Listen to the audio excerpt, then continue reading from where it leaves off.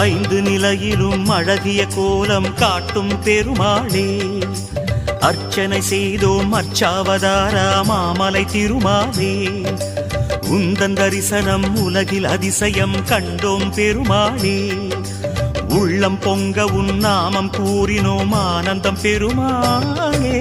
நமோ நமோ